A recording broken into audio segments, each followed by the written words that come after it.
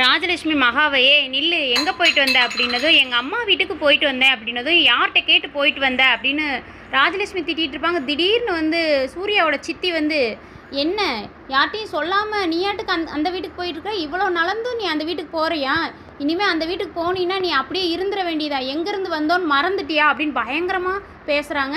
எங்கள் அம்மா வீட்டுக்கு போகணும்னு தோணுச்சு, நான் போனேன் அப்படின்னு மகாவும் எதிர்த்து தான் பேசுவாங்க. அப்போவும் விடாமல், இனிமே சொல்லாமல் அங்கே போனீன்னா நீ அப்படியே இருந்துட வேண்டியதா அந்த வீட்லேயும் அப்படின்னு சொல்லி சூர்யாவோட சித்தி வந்து மிரட்டிகிட்டு இருப்பாங்க. டக்குன்னு ராஜலட்சுமி வேகமாக திட்டுவாங்க. என்ன பேசிக்கிட்டு இருக்க, நீ அவளை வர வேண்டாம் அந்த வீட்டுக்குள்ளேன்னு சொல்கிறதுக்கு நீ யார் அப்படின்னு சொல்லி ராஜலட்சுமி வந்து சொல்லிடுவாங்க. பயங்கரமாக ஷாக் ஆயிடுவாங்க. இதை கேட்டுட்டு அனாமிகா மாமியாரும் ஷாக்கில் தான் நிற்பாங்க.